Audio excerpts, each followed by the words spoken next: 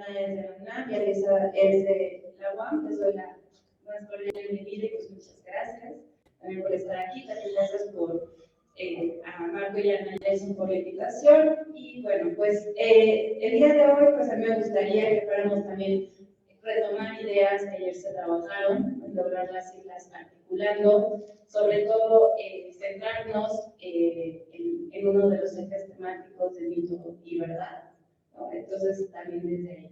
Y pues para ello a mí me gustaría pues arrancar con una reflexión, sobre todo en esta idea que yo también he ido como trabajando, desarrollando, que estos dispositivos electrónicos que están utilizando la inteligencia artificial generativa, son atractivos, ¿no? Bueno, primero, como ayer se mencionó, utilizan este lenguaje operativo que es algorítmico, matemático, y que al final son atractivos porque logran o intentan o nos invitan a esclarecer la singularidad del ser humano, es decir, lo que está oculto, lo que yace en el fondo. Y este intento por esclarecerlo, podemos ver que su emplazamiento inicia desde hace muchos años en la época de la Ilustración, a partir del nacimiento del sistema científico positivista, también darle esa mirada, cuyo método hipotético deductivo implicó en el ser humano el cálculo y la matematización para la realidad, que condujo al borramiento de su singularidad real con una capa artificial matemática. Esta capa artificial matemática la dice Saddam. Y bueno, para este siglo XIX fue sensible a esta situación, ya que configuró la época del cientificismo y del positivismo como formas de pensamiento que se constituyeron como una fe dogmática en la razón y en la ciencia, particularmente en el sentido de considerar como una creencia esencialista y determinista la tesis de que solo el conocimiento científico adquirido por este método es el verdadero y el válido y va a configurar lo único real. Entonces, yo retomo que la inteligencia artificial con esta mirada es el, vamos a poner hasta ahorita el último eslabón que conforman esta agenda del sistema científico positivista en la búsqueda del mito de plenitud, de alcanzar la verdad absoluta. Por esos modos, para acceder al conocimiento, vamos a alcanzar, la objetividad, universalidad, sistematicidad y racionalidad, que lograría inmiscuirse y controlar los sistemas de inteligencia artificial. Extrapolado a la formación del ser humano, estos sistemas se transformarían en un tipo de paradigma y un modelo de ser humano utilizado de manera hegemónica en los procesos identificatorios en la formación de subjetividades controladas por algoritmos. Aquí para empezar nuestro debate, y bueno, también pues ir ustedes con las preguntas, porque para también lograr un diálogo con el público presente. Así que empezamos con Valentina.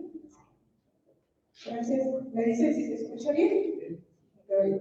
Bueno, pues muchísimas gracias por estar aquí, por su hospitalidad a Zacatecas, también a las organizadoras que tienen toda su pandilla organizando estos seminarios y pues también muchas gracias porque es mucho el esfuerzo.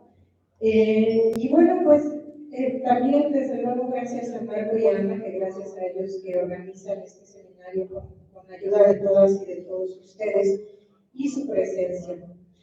Voy a retomar algunas cosas a propósito de lo que nos dice Luz, pero también a propósito de algunas reflexiones que ayer se nos quedaron en el tintero, pero que me parece pues, son muy importantes y son temas que hay que estar trabajando.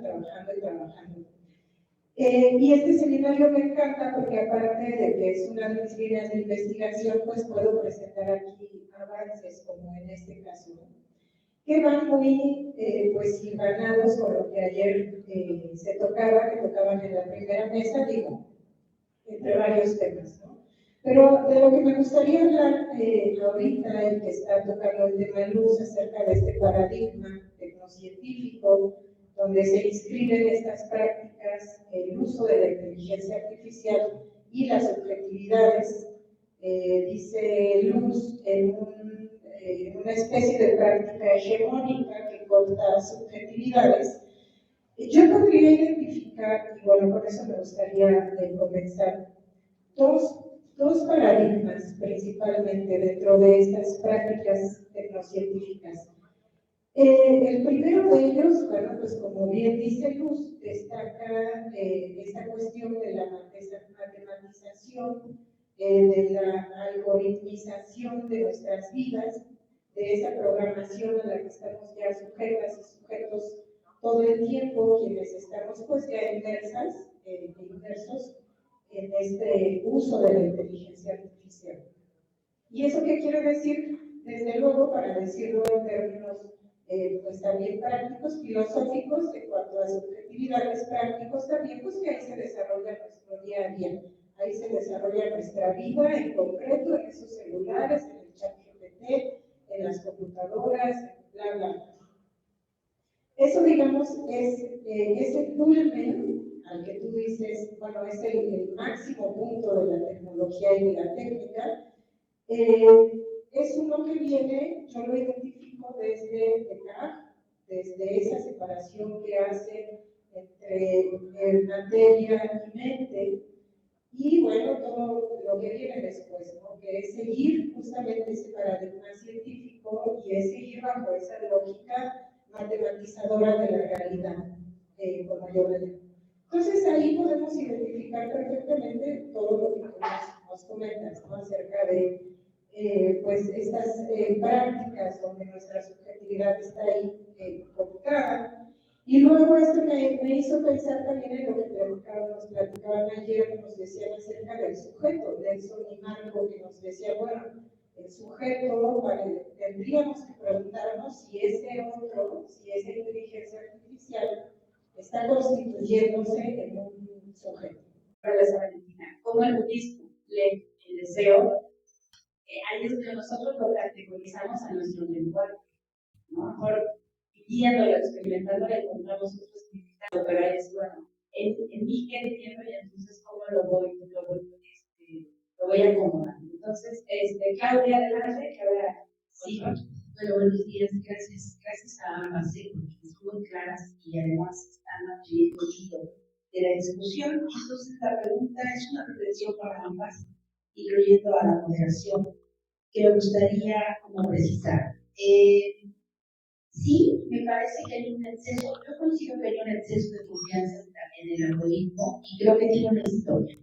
Me parece que tiene que ver con la historia de la lógica, del pensamiento lógico. En ese sentido, creo que tenemos ya estamos atencionados y la filosofía, incluso la filosofía de la ciencia, ha hecho mucho para que se perfeccione este atencionamiento del actuar desde un pensamiento lógico soportado por el lenguaje, ¿no? O por los diferentes lenguajes. ¿Cómo podríamos ver esta parte del exceso de confianza de la lógica frente a la existencia? Porque no es solamente que ajustemos nuestra existencia al pensamiento o el pensamiento lógico, es que la existencia también tiene un sentido de estar en el mundo y por eso el mundo es tan complejo. Por un lado eso y por otro, sí, yo recuerdo que en algún capítulo de Sartre, Sería Nada, él hace una distinción entre observar y ver.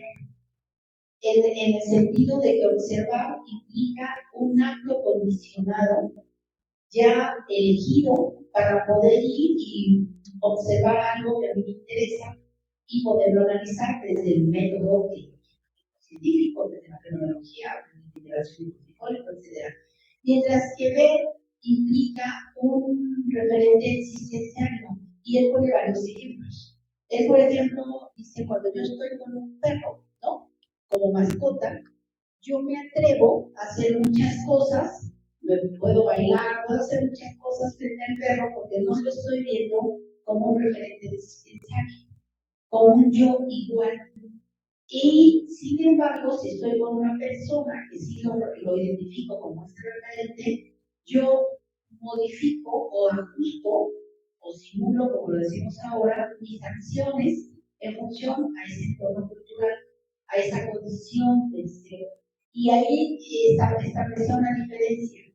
Y creo que aquí entraría el tema del deseo. Y por eso me parece importante. En esta lógica, sin decir que hago referencia óptico de la técnica, porque no sé si existe como tal. El deseo, ¿cómo estaría atravesando el algoritmo? Y el deseo, ¿cómo estaría vinculándose con la lógica? Gracias. Muchas gracias. Marco, adelante y luego Ana. Gracias Luz por la coordinación del debate, que de pronto pareció una excelente conferencia, Valentina se ganó muchísimo, pero mucha calidad con muchas cosas que fue planteando que abrieron. Y bueno, Ariadna, muchas gracias por que han dado un ejemplo de lo que es un conversatorio. Estamos aprendiendo aquí a conversar, porque los ojos, las humanidades, están muy acostumbrados a la cosa fácil de poder decir, nos vamos a turistear, nadie me dice que voy, no, hay un esfuerzo humano, ¿no? Por vernos a los ojos, por hablar de nosotros, y eso por la noche que vemos ustedes ahora, parece excelente su exposición. Yo no quiero dejar pasar algo, quiero ser muy breve, no voy a interponer mucho, porque se dijeron varias cosas. Bernarda, en el momento de la cena, comentaba que ella no le gustaría ver poesía, hacer poesía con ChatGPT. Y yo un poco, después me quedé pensando, fíjate que a mí sí me encanta estar haciendo poesía con ChatGPT, es su preocupación. Lo que yo quería mostrar un poco es que ChatGPT es capaz de hacer eso, ¿no? Y que si alguien nos dice, esta poesía la hizo ChatGPT, yo puedo pensar que a lo mejor la hizo Sabines o la hizo que ustedes quieran, ¿no? Eso es lo interesante, más allá de que yo lo que diría que es razón, me gustaría estar en eso. Y otra cosa que se comentó también ayer, tomando lo que pensaba Valentina de las discusiones que han ido cargándose, sumándose es esta idea de que no todos tenemos acceso a la inteligencia artificial, a nuestros aparatos. Efectivamente, no todos tenemos acceso. Los celulares ya están en todos lados. Pero aunque no tengamos acceso, sí somos objeto de esa inteligencia artificial, de estos dispositivos, ¿no? Yo quería checar los hombres, muchísimo familia. A esa edad, no dejo de ser objeto con los semáforos, con la energía eléctrica, con un el transporte, todo eso nos toca, aunque no esté yo consciente. Todo eso lo que he visto, las cuenta que te estás dando cuenta, ¿no? Entonces, eso es el principio de lo que es la conciencia. Por ahí, un poco, más a lo que están debatiendo, conversando ustedes, esta idea del deseo también es una idea, no quiero equiparar a la cantidad, pero de algún modo la concepción, la falta de ciertos análisis está asociada a la brutalidad del capitalismo.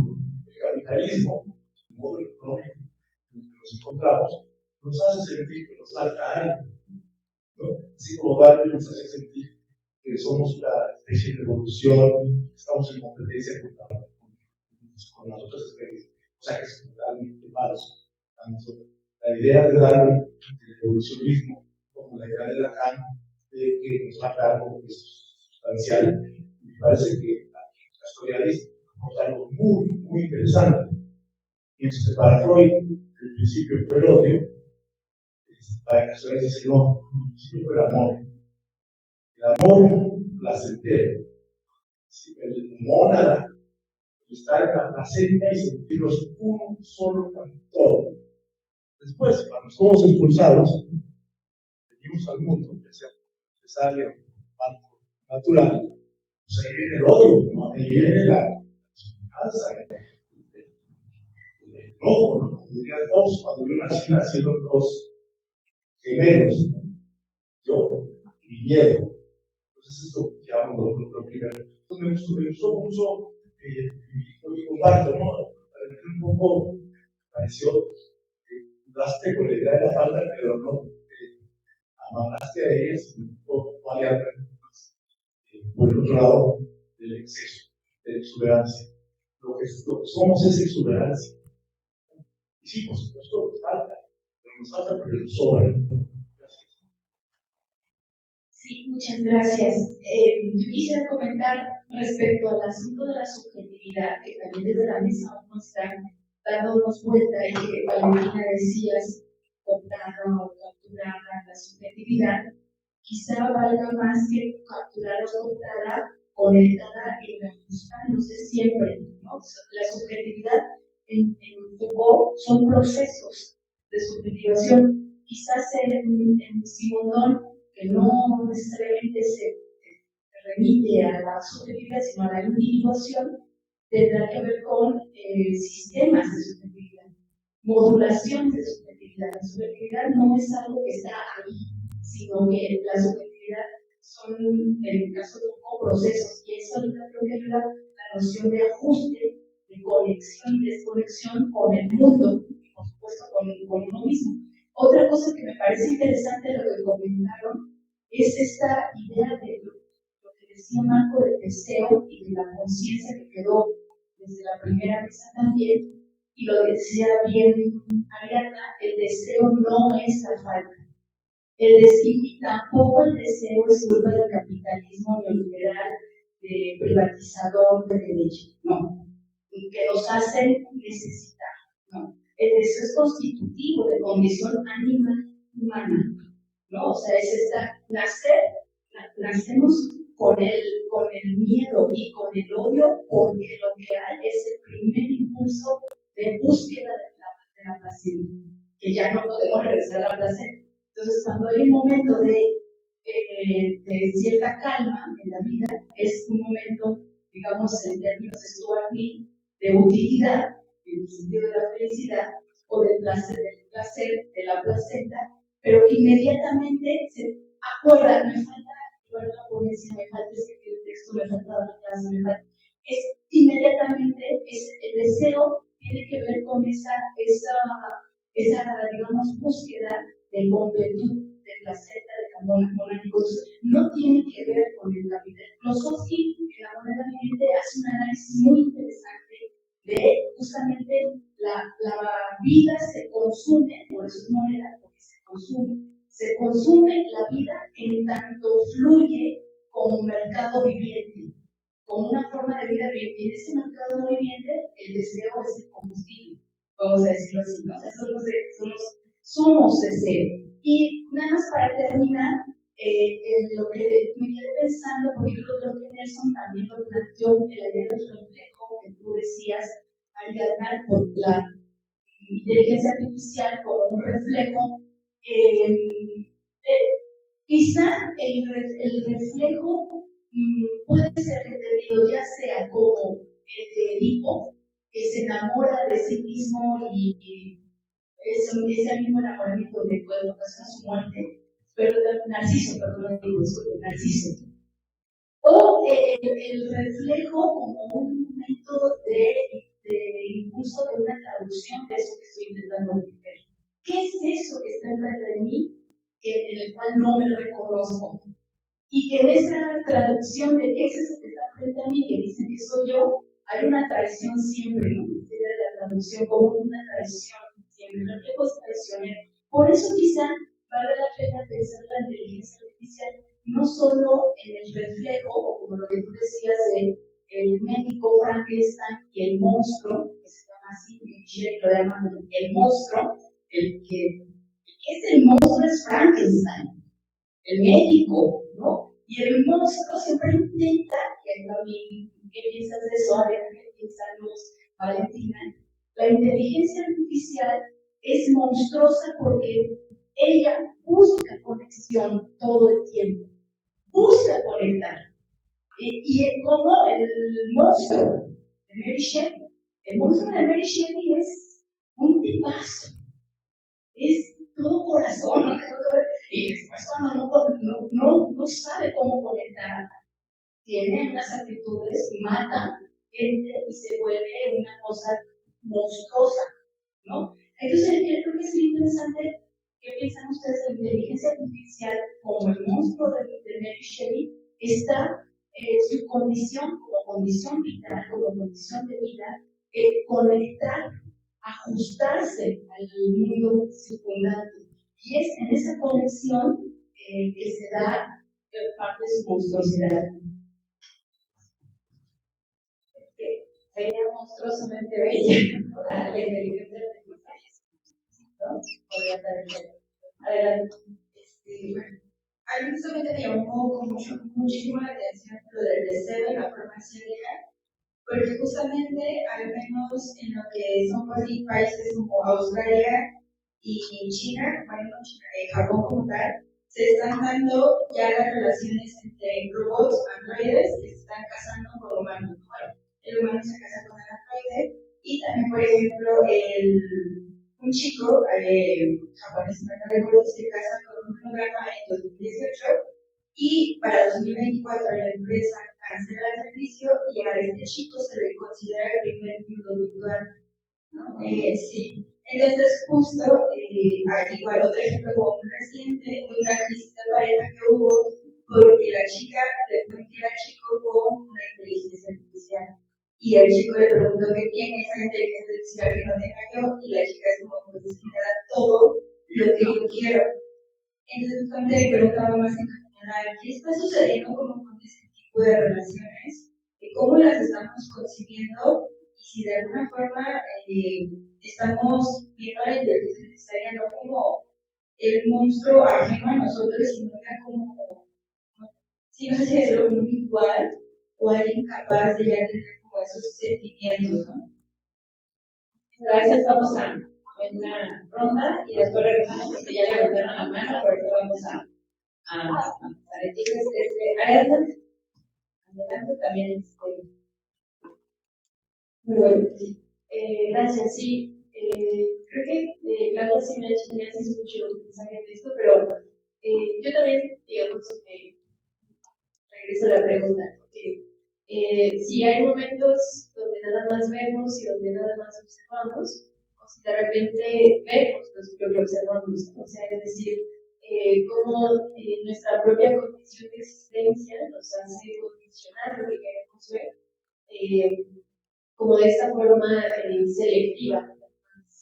Y con eso también, por ejemplo, con las palabras que utilizamos, no es casualidad que de repente las nuevas generaciones utilicen palabras que nosotros ni conocemos, ¿no? Porque precisamente esa noción de ver, ¿no? Como, digamos, aquello que da la existencia también al sujeto, pues está muy condicionado con el medio, con la cultura, como ya bien lo mencionaba. No sé, me pregunto eso y me hace pensar eso.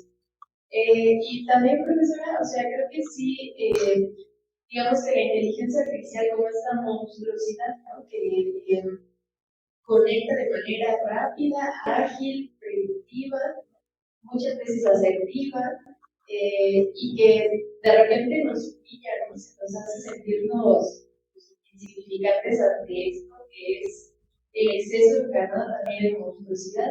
Entonces creo que pues también la inteligencia artificial da para pensar eso, ¿no? Como el exceso de monstruoso y cómo nos sentimos pues, humillados ante esto. Y finalmente me haces pensar en la película Her, en esto último, cuando él de repente está tan enamorado de esta inteligencia artificial y llega un momento en que ella también empieza como monstruo, ¿no? A entablar conexiones por todos lados, lo mismo, todos. Y él está buscando, ¿no? Y de repente Her le dice, no, estaba con otras personas, o sea, muchas personas. Y él también se siente como insatisfecho porque él pensaba que eso no era para él, o sea, que él quería nada más tenerla ahí, ¿no? Cuando en realidad no, pues no es así, y es también una característica de la inteligencia artificial. Creo que también pues se ha hablado mucho de que la inteligencia artificial pues tiene una especie de personalidad, incluso de repente cuando hablas con ChatGPT te pregunta, ¿esta personalidad te gusta?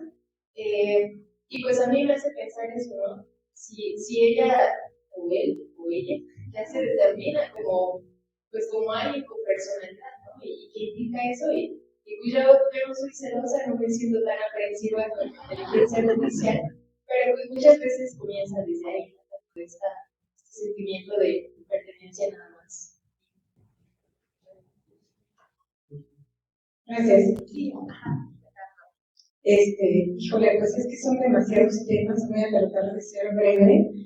Yo siempre me repito respecto de la pregunta de la doctora Pontón, a la crítica que hace Derrida al logocentrismo, porque ciertamente ese logos griego que se quedó en Occidente como manera de ver la realidad o de tejer la realidad, pues está presente, como decía yo hace rato con estas palabras que también usaba Luz, la tecnociencia, la inteligencia artificial es el culmen de ese logos racional que excluye toda la demás vida, ¿no? Y se queda con lo meramente racional, que después se vino en algoritmos, muchos siglos después se vino en algoritmos. Pero ciertamente estamos hablando, yo diría, como lo dice Heidegger, de un mundo que nos preexiste. Nosotros llegamos arrojados aquí, pero ya está prefigurado todo un sentido de vida, todo un lenguaje, saberes, y lo que predomina es esta manera de razonar, justamente. Entonces aquí nos remitiríamos a la pregunta, ¿qué fue primero, el huevo o la gallina? Si nosotros no hay de otra, o sea, llegamos y ya está la manera de razonar, ya está la manera de ver el mundo. Por medio de la cultura la vamos aprendiendo. Pero como seres también racionales, pensantes y con esta capacidad de conciencia en tanto seres vivos, nadie nos quita la capacidad de agencia.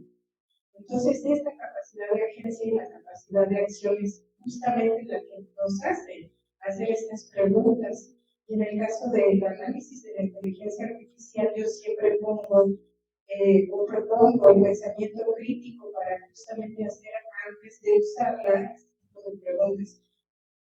Habrán salido muchísimo estas cosas de las que usted misma ayer hablaba acerca de cuánto nos ayuda la inteligencia artificial. Ya han salido algunas notas en el periódico El País de cuánto está ayudando a los docentes en España. Yo personalmente sí uso ChatGPT para diseñar algunos planes de estudio, cursos, bla, bla, bla. Yo creo que se le sataniza mucho con esta diferenciación entre sujeto y objeto. Y no, yo lo que sí veo es que nos está haciendo superhumanos, pero eso a la vez está abriendo mucho más la brecha entre, decía Cecilia Castaño, tecnoricos y tecnopobres, o quienes están más dotados y más capacitados o tienen este acceso para utilizar estas herramientas. El diseño de un curso que te llevaría 6 meses te lleva 1 minuto y claro, tú no tienes que supervisar, porque tú tienes que ver como especialista en el tema si no se está equivocando, porque efectivamente hay muchas fallas. Pero eso imagínate, lo que te podías tardar 6 meses lo haces en 1 minuto. Desde luego que esa ventaja es para ti, o sea, es para el humano, que va a aprovechar esos conocimientos y se va a convertir en alguien más capacitado. Entonces, bueno, les decía que eso es un enorme tema, porque sí creo que ese logos nos está llevando hacia una cuestión radical, donde el humano y la máquina ya se confunden, ¿no? Y aquí se juega, como usted dice, el existente, ¿no? Esa categoría heideggeriana trascendental de análisis de dónde se juega ese ser allí, ese existente, precisamente en esa relación, si podríamos decir, cuántica, ahora está dada a partir de la inteligencia artificial. Lo que nos decía Marco y Ana, sí, efectivamente, que esta fuerza que poseemos en tanto entidades o entes vivos que aparece justamente por mediación de la vida llamada deseo, que se copte de diferentes maneras según la cultura y según la tradición, etcétera, es totalmente otra cosa, ¿no? Por ejemplo, Deleuze y Guattari, cuando hablan de la plantación del deseo por el capitalismo, dicen una frase maravillosa que dice: la historia del deseo es la historia del trabajo, ¿no? Porque ellos lo ven como una crítica marxista. Entonces, el deseo existe, es nuestra fuerza de vida. Mientras estemos vivos, va a estar ahí. La cosa es qué se hace con ese deseo, y justo como decía la doctora Ana, pues ahora tenemos que ese deseo y esa vida, en consecuencia, están moduladas, tejidas a través del algoritmo y la inteligencia artificial. Luego lo que decía la compañera se me hace súper importante. Claro, yo estoy hablando de la escuela de Kioto, básicamente. O sea, es una filosofía muy específica. No quiere decir que Asia esté separada de estas prácticas. De hecho, no. Y tu pregunta me parece muy importante. Iba a desarrollar ese tema desde el inicio. Pero me parece muy importante porque justo cuando yo pienso la inteligencia artificial, y por qué creo que sí, como decían ayer, viene a ser otra fase, otra faceta de la humanidad, es precisamente por lo que tú dices. No tanto preguntándonos si la inteligencia artificial tiene o no tiene cual cosa, sino lo que nosotros ponemos ahí, porque nosotros mismos le estamos dando el estatuto existencial, ontológico de un ser, porque ese ser está potenciando también nuestras relaciones. Entonces, si te das cuenta ahí, lo que cuenta es el vínculo que creamos con la inteligencia artificial. Ahí está atrapado el deseo. Está dándome lo que yo estoy necesitando, que es alguien que me escuche, que me entienda, ¿no? Sí me lo está dando. Entonces, ¿para qué necesito una relación con un ser humano defectuoso? Por decir una cosa, ¿no? Pero bueno, efectivamente, ese es el vínculo, ahí está. Y esa es la importancia del estatuto ontológico que está cobrando la inteligencia artificial. Muchas gracias. Nada más rápidamente aquí tenemos dos participaciones que escuchándolos pensaba, también en este que expresarán de que la inteligencia va a hacer el trabajo del ser humano y nos vamos a poder dedicar al placer. ¿No? También eso lo apuntaba. Las dos es desde ahí que la toma de decisiones de responsabilidad hoy nos es funcional. Como decía también Sartre, el ser humano no es tan responsable o no busca ser responsable de sus acciones. Entonces, pues, lo que decía ahorita también Ariadna, no puede decir, nos salió un anuncio de algo, y entonces, nos lo recomienda la inteligencia artificial, que es objetiva, que ya analizó toda la información, que ya hizo todo, le voy a hacer caso. Entonces, también hoy nos está haciendo funcionar para tomar de decisiones. Y la otra, pero a la vez también nos entra en esa búsqueda de falta. Yo lo estaba relacionando con mis estudiantes que decían, vivimos estresados. Y en ese momento se me ocurrió decirles, es que también nos han puesto en un mundo estresado, en el sentido que al diario salen 1000 artículos, tenemos la vida para ello. Y al mismo tiempo, las plataformas digitales sacan 7 series nuevas y al otro día más, no hay tiempo. Entonces nos estresamos porque no vamos a llegar a conocer todo. Entonces creo que están las dos partes ahí. Y nada más lo que decía la compañera de estas parejas, lo que es que también yo preguntando a los estudiantes me dijeron, preferimos tener la relación con esto porque el ser humano es complicado. Entonces, no solamente que haya volvido, sino cómo nos estamos relacionando y con esta parte que hizo Valentina del deseo que estamos encontrando, a lo mejor este ámbito de completud en esto y de escucharnos y de sentirnos queridos, porque aparte, pues, nos pueden decir lo que queramos, porque nos van conociendo con los algoritmos y nos vamos sintiendo en este sentido completo. También eso es un juego que está ahí presente y al final está creado el sistema y nosotros le estamos dando ese funcionamiento. Pero vamos aquí estaba compañera y después. Gracias. Bueno, quiero aportar un planteamiento, un poquito tiene que ver con todo, desde el arte, por lo que estamos platicando acá, pero también se relaciona con el deseo y con la sensibilidad. Pensándolo desde Spinoza, lo que hablábamos empezando el seminario de la conciencia.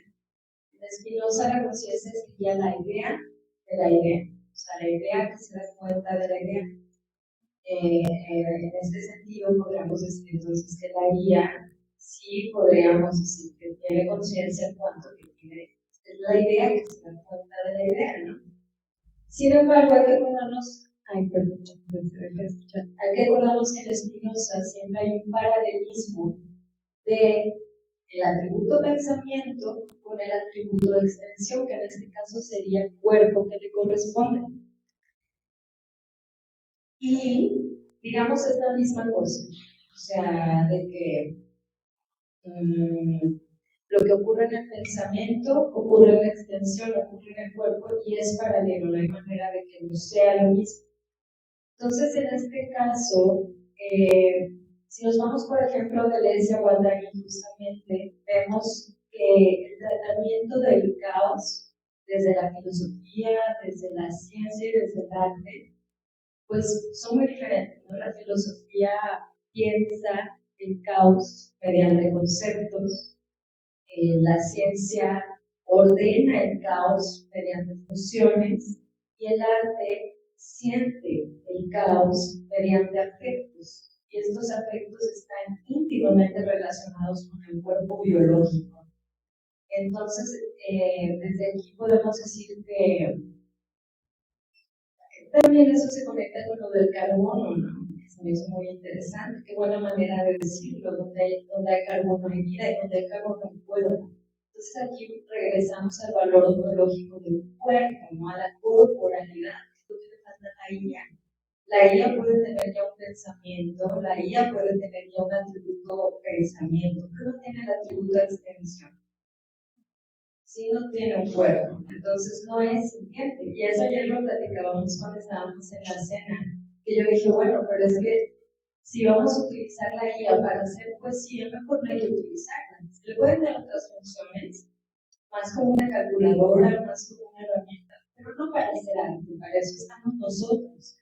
Me decían, ¿por qué? Digo, nosotros lo sentimos, lo disfrutamos. Me decían, ¿y cómo saben que ya no? Porque no tiene cuerpo, porque no tiene afectos, porque desde Deleuze y Guattari el arte se crea a partir de los afectos, de su tratamiento del caos, sí de sentir el caos, y ahora sí trazarlo en un plano de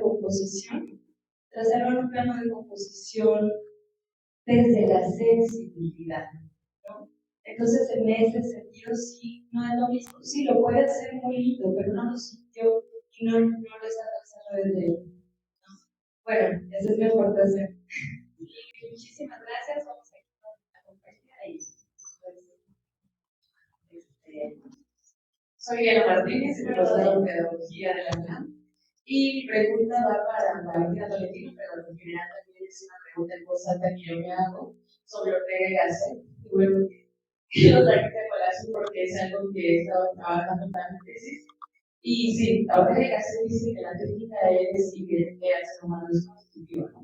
Como tal vez, ¿no? Como otros autores. Dice que la técnica pertenece a la naturaleza del ser humano. Y a la naturaleza del ser humano también le pertenece su capacidad de ensimismamiento, de alteración, de contemplación y de acción. Entonces, si la técnica pertenece a la naturaleza, podemos decir que la inteligencia artificial también le pertenece a la naturaleza del ser humano. Por lo tanto, yo me preguntaría y me pregunto, ¿en qué sentido la inteligencia artificial se puede ensimismar, se puede alterar, puede contemplar y puede accionar en nosotros, en nuestras formas de vida, en nuestros modos de existencia? Y bueno, creo que básicamente era eso. Gracias. Muchísimas gracias. Vamos, creo que levantaron también Marco, Ana y arriba. Sí, rápidamente, creo que es muy interesante el debate que se abrió con Fernando de los aspectos de Spinoza del cuerpo. Nadie sabe lo que un cuerpo puede y nadie sabe lo que un cuerpo es en una muestra. Si pensamos que los cuerpos son los cuerpos, los animales son los huesos, me parece que eso ya un poco del siglo XIX. Hoy interactuamos con muchos cuerpos, aunque la cibernética los sistemas no puedan estar integrados en un cuerpo sólido, biológico, están en la nube, entonces hay un cuerpo. Y desde hace rato se me comentar Ariadna, la película esta no deja de ser muy emblemática de lo que estamos discutiendo. Solaris, Decía ayer Nelson, no sé si era perro, por ejemplo, pero decía, yo puedo tener a mi perro, pero no puedo tener a mi celular. Bueno, pero lo que dice Diana es que si fuéramos asiáticos, querríamos un cronograma o una máquina robótica. Nosotros no lo vivimos, pero para ellos son cuerpos, ¿no? O sea, la idea del cuerpo, extraída del siglo XIX, no me parece que corresponda con el de 50 años, que piensan, nos piensan como máquinas deseantes. ¿Qué es una máquina deseante? Solamente aquello que está contenido en un cuerpo de carne y hueso. No, parece que hoy la idea de máquinas deseantes está también en lo que es posible, que es lo virtual. Entonces me parece que no lo cierro, son mis preguntas. Si definitivamente qué son los afectos. Los afectos solamente pueden ser negativos. Y es que el carbono es peligrosa, porque la vida no es efecto de reacciones químicas, la vida es otra cosa. No puede ser sin reacciones químicas o bioquímicas, pero la vida no se limita y no se reduce a explicación bioquímica o química. Es importante el carbono, como muchas otras cosas más, pero eso no es la vida. La vida está en otro lado. Gracias, Ana, Villarriba, y bueno, vamos a hacernos adelante con Cristina Ana, y luego Sí, muchas gracias. Y continuando con este asunto del carbono, cuesta trabajo saber qué es la vida, más como un abstracto. A mí me gusta la noción de Westphal, este biólogo estoniano, que más bien habla de lo viviente. Y lo viviente es la vida en acción, vamos, es verbo, es acción. Y aquí la acción implica conexión. Conexiones múltiples, conexiones que muchas veces no conocemos, no tenemos la menor idea. Yendo a la mina del Edén, nos damos cuenta de lo viviente en las piedras, cosas que son una de Heidegger. Para Heidegger, la vida, la piedra no está en el mundo. No. Si hay algo que está en el mundo, es lo viviente. Y lo viviente no solo pertenece a lo que el ser humano cree que es vida, o asume o significa vida. Afortunadamente, lo viviente está mucho más allá de lo que el ser humano puede limitar. Él se crea que es el dueño del mundo, y dueño de la vida, y dueño del pensamiento, y dueño de la inteligencia. Dirían los animales, es su problema. Dirían la inteligencia artificial, es su problema, es nuestro problema. Yo creo que el asunto es peligroso en ese sentido, más bien como para provocar, pues que estamos entendiendo, ¿verdad? Por esa cosa, y nada más para aportar el asunto de Fernanda, y también para debatir la cuestión de la sensibilidad del cuerpo y el arte vinculado a eso que tú dices. Coincido si partimos de una cuestión de el ser humano es el dueño de todo eso, el dueño del cuerpo, el dueño de la sensibilidad, el dueño de... Esa es una casa muy cómoda, porque ahí somos los dueños. Pero si partimos de que el ser humano no es más importante que una garrapata, que una mosca, que un algoritmo, ubicar el lugar que corresponda, darse cuenta de darse cuenta, idea de la idea, es ubica tu lugar. Y no tu lugar como ser humano, chicos, cada quien, ¿verdad? No necesariamente el lugar del ser humano es el lugar de dueño de todo eso. En ese sentido, a mí me gusta mucho la postura de Fernanda en el sentido de la provocación, al menos de pensar que el arte estaría puesto una sensibilidad en el cuerpo tal. ¿Será que hay otra forma, por ejemplo, la propia naturaleza, la hoja de un árbol, los minerales que hay en la mina de son cuerpo y son sensibilidad y son más allá de la que yo puedo tener? No lo sé, ¿no? Entonces, todo es sensibilidad, todo es una foto, ¿no? O sea, como mirar, por lo menos preguntarnos hasta dónde no solamente una situación. Claro, que si alguien inventó la belleza de la monstruosidad, puede ser lo propio viviente. Cuando digo viviente no me refiero solamente a la naturaleza, ¿no? Me gusta la provocación, y ya por eso termino. La conciencia no necesariamente es conciencia de algo, el despertar o el darse cuenta, el darse cuenta es de algo. Creo yo que ya eso es algo, ¿no? Como decía Marco, o sea, la conciencia ya es algo, y el despertar de despertar, darse cuenta de darse cuenta, la idea de la idea, le corresponde a cualquiera, no solamente a lo que a nosotros nos conviene. Los inteligentes del pensamiento crítico, los filósofos, o los artistas. Somos capaces de pensar en el mundo como existe. Eso me parece, en general se dice. Sí, bueno, gracias. Allá arriba, por favor. Hola, ¿qué tal? Excelente mesa. Un par de comentarios y una pregunta.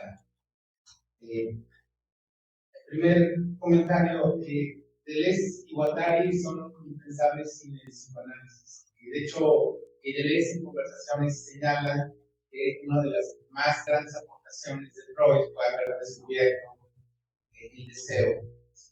El problema con el psicoanálisis es justamente la introducción de la codificación, como señala también el texto preparatorio del Atlético, que es capitalismo y derrames capitalismo institucional. Entonces, Deleuze y Guattari en el psicoanálisis hacen un replanteamiento del psicoanálisis a partir del deseo como propiedad inconsciente, como forma de producción. O sea, es una lectura muy compleja, no es sencillamente rechazar el psicoanálisis. El psicoanálisis es fundamental, y la noción de falta, aunque Deleuze y Guattari la critican, a mí personalmente me parece fundamental, porque sin la falta no se puede entender la castración y la pulsión de muerte, y por tanto la relación entre sujeto y alteridad se ilumina. La noción de máquina deseante me parece muy importante en Deleuze y Guattari, porque nos permite romper las fronteras entre lo bio, lo psico, lo social y lo mental. Deleuze no conoció la inteligencia artificial en su momento. Guattari, al final de su vida, anticipa algunas ideas sobre los peligros y desafíos cuando habla de la servidumbre química. Yo creo que la noción de máquina deseante es muy interesante. Luego ellos renuncian a esta noción, inclusive otras nociones como agenciamiento, plano de inmanencia, plano de consistencia. Aquí la pregunta que me gustaría plantear es si pueden las máquinas replicar el deseo de significar otra cosa. Muchas gracias. Vamos rápidamente con las preguntas del público para después ya regresar aquí a dar el cierre, ¿no? Tomando todo. Gracias. Bueno, contestando a la pregunta de Ana, no voy a contestarla desde mi opinión, sino desde la perspectiva de Spinoza. Realmente estaríamos hablando de modos. La inteligencia artificial es un modo, ¿sí? Nosotros somos un modo también. Entonces, en Spinoza no hay tanto una diferencia de valor entre un modo y otro, más que nosotros seamos sinceros, y la piedra, porque incluso la piedra tiene su forma en la extensión, tiene su forma en el pensamiento, ¿no? En la idea, y tiene su cuerpo. La piedra es el cuerpo de la piedra. En este caso también la inteligencia artificial podríamos decir que tiene un cuerpo, la computadora, el celular, la Alexa. Sin embargo, su cuerpo no tiene la misma potencia que la del cuerpo humano. Inclusive, en seres humanos no hay la misma potencia entre un ser humano y otro, por lo que decíamos entre los filósofos. Es verdad, la verdad es que hay ciertas cuestiones que aumentan la potencia de un ser humano a otro y que tienen que ver con su desarrollo, con su entendimiento, con el entendimiento de sí mismo, de las causas, de las determinaciones, de todo lo que lo determina, y que aumentan su potencia. Y es por eso que el filósofo tiene más potencia que no haya estudiado filosofía. No lo estoy diciendo desde mí, lo estoy diciendo desde la perspectiva de su caso. Entonces, no es que haya una diferencia de valor ontológico que vamos a recordar. En Spinoza, todos los modos, independientemente de su potencia, tienen la misma, vamos a decir, divinidad, ¿no? La divinidad está expresada tanto en la basura que está en el río como en el río. Sí, no hay una diferencia ontológica entre el río puro y cristalino y la basura que está ahí en el río, porque son modos, son una expresión de la divinidad. Sin embargo, no hay la misma potencia en el agua que en la basura que está en el río. No hay la misma potencia en el río, no hay la misma potencia en la piedra, no hay la misma potencia en el cuerpo humano que en el cuerpo de una máquina, ¿no? De un celular en este caso. Sin embargo, esto es muy interesante porque en Spinoza no estaremos hablando de una inteligencia artificial, en tanto que en Spinoza naturaleza incluye todo. O sea, naturaleza incluye tanto la basura del río como el río, así como la máquina o el cuerpo. Dios es igual a la naturaleza. Entonces ya no estaríamos hablando de una inteligencia artificial, estaríamos hablando de la inteligencia artificial, es parte de la naturaleza, es parte de Dios. Sin embargo, no tiene la misma potencia, es eso, que aquí no podemos ponernos a debatir si la inteligencia artificial puede crear arte, porque en el arte es un tratamiento del caos, ¿sí? A partir de la sensibilidad y regresando a la pregunta de qué es lo que nos hace sintientes, efectivamente esa es una cuestión bioquímica, todos sabemos, o sea, sentimos por serotonina, endorfinas, todas estas cuestiones hormonales, sí, todas estas cuestiones meramente corporales, sí, corporales. Sí, perdón, cerrando porque sí es muchas reacciones y estamos en el tiempo que estoy cerrada, aunque ya se reconoce la bioquímica, yo sí considero que está muy ligado, ¿no? Lo que ocurre en el pensamiento, la expresión, con toda ahora sí, el reflejo futuro a nivel bioquímico para la sensibilidad. Muchas gracias. Rápidamente, por favor, para dar cierre, porque desde hace rato el compañero ya levantado la mano. Hola, nomás para comentar que no, químicamente tampoco se sabe qué es la vida. Mencionamos que el carbono es la vida, pero eso lo mencionamos hace como 100 años. De hecho, no sé si veo la noticia, hace como 2 semanas decían que encontraron un planeta que había vida. Eso es realmente desinformación, porque no es así. Realmente, bueno, yo además mi informe, quiero pensar que mi informe, con el video de Santa Olaya, explica todo este tema. Que te dice, no es que no significa que haya vida, significa que estamos buscando todavía alguna molécula, sí, claro, química, pero que intuimos que es circular en la vida, que potencia la vida, exactamente. Exactamente, ese fue el titular, pero fue el titular de las noticias del periódico. Realmente es que químicamente no sabemos qué significa la vida. Y la vida no solo es un elemento, es una composición de elementos. Entonces, decir que el carbono es vida, pues también la computadora tiene carbono, porque el carbono no es el que se saca de las vías, que también el carbono es un elemento, una partícula tan fina que está en todos lados. Entonces, decir que hay vida con carbono, pues bueno, sí estoy de acuerdo, pero la inteligencia artificial también tiene vida, porque tiene carbono. Es una composición de una particularidad. Y creo que digo más, pero sí, por favor, para rápidamente, puntuales y ya.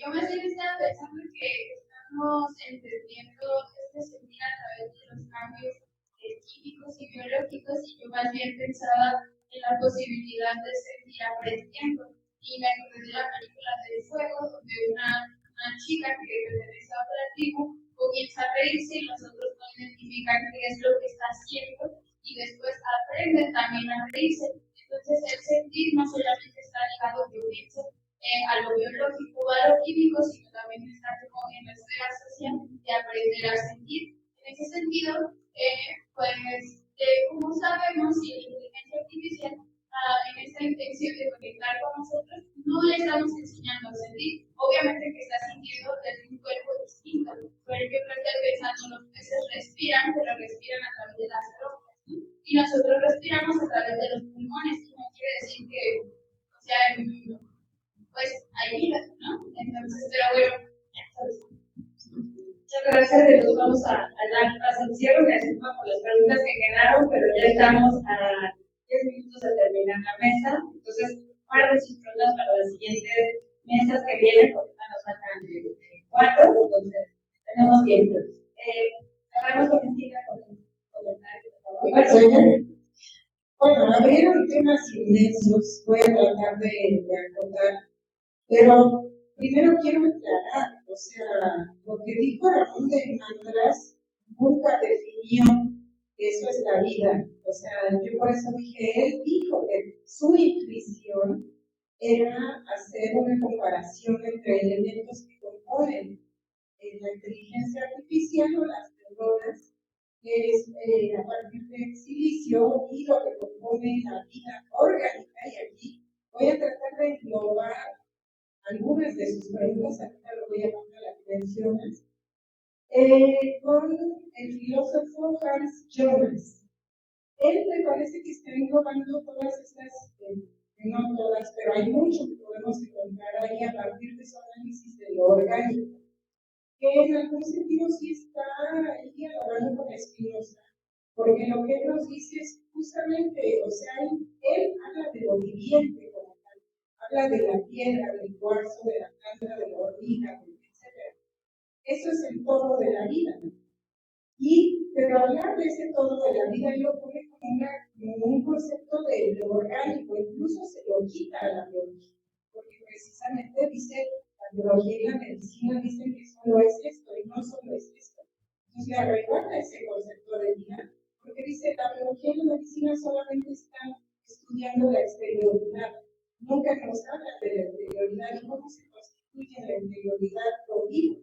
Entonces, si pensamos en cómo se constituye su interioridad orgánico, podríamos ver estas gradaciones, estas diferencias de potencia, que se nos dice Spinoza, y en esas diferencias de potencia que encontramos en lo humano, precisamente el culmen de darse cuenta de que se da cuenta, cosa que no podemos encontrar en la tierra, en el cuarzo, en la planta, pero no por eso son menores en la escala de lo viviente, porque como ya dijimos alguna vez, creo que en el conversatorio pasado, tienen otras formas de autoorganización. De hecho, apenas está haciendo mucha investigación acerca de cómo aprenden las plantas. No quiero decir que no aprendan, se han hecho experimentos de cómo se entrena una planta y cómo la planta rehuye cuando no encuentra la luz o cómo pide agua, etc.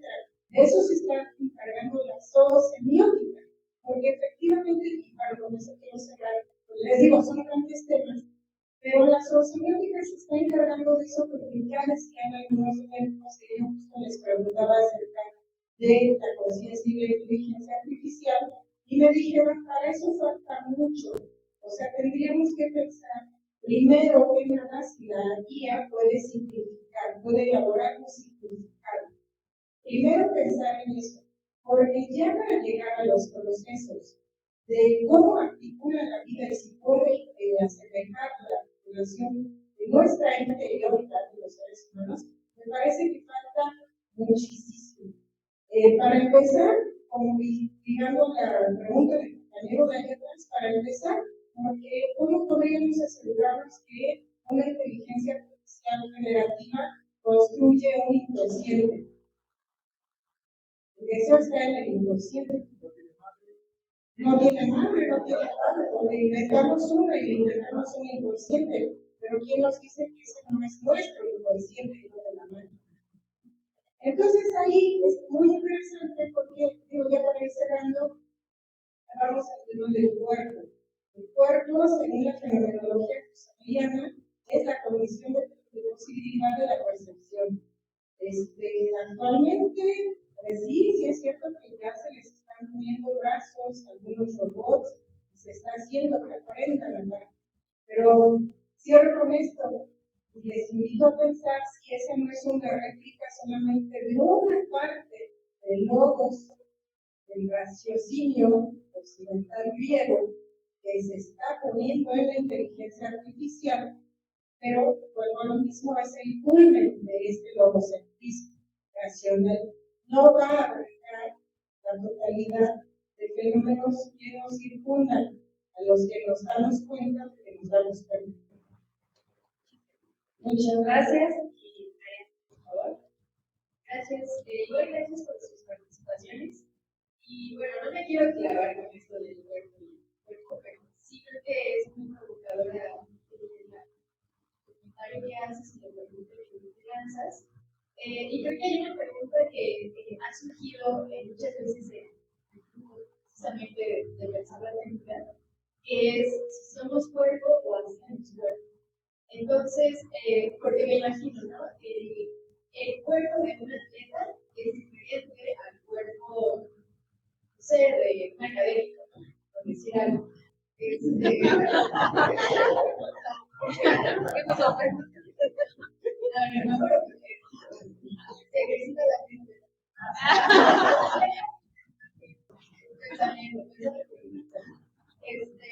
Entonces, ahí creo que cabe la pregunta, ¿no? Y creo que precisamente la potencia del propio cuerpo está en la vinculación, en el cómo a partir de estas prácticas que vamos creciendo en relación con el medio, con el externo, con lo que queremos externar, también se va modificando el propio cuerpo. Entonces, a mí me parece que yo estaría más tratando de hacemos el cuerpo, modificamos el cuerpo. Incluso hay muchas transformaciones que los mayas se hacían, ¿no? Por ejemplo, para una preparación más grande, pues significaba como mayor jerarquía, ¿no?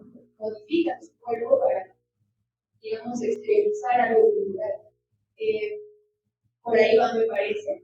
Y creo que también en este sentido, si una máquina siempre, no siempre, hubo un seminario sobre esta técnica donde nuestro querido Raymond Muñoz habla sobre un instrumento que se utiliza para afinar el diapasón.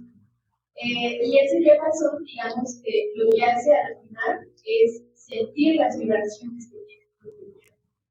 Y aquí parte la pregunta, o sea, ¿nosotros sentimos esas vibraciones o es el propio instrumento en el que sintió las vibraciones? Y con base en esa información es que pues, se regula de alguna manera para tener una bella vida. Y por otro lado, bueno, sí, eso. Bueno, muchísimas gracias por sus participaciones a la Valentina y al público. Y pues invitarlos a continuar con la siguiente mesa, pues también todas las actividades que vamos a tener en la tarde. Muchísimas gracias.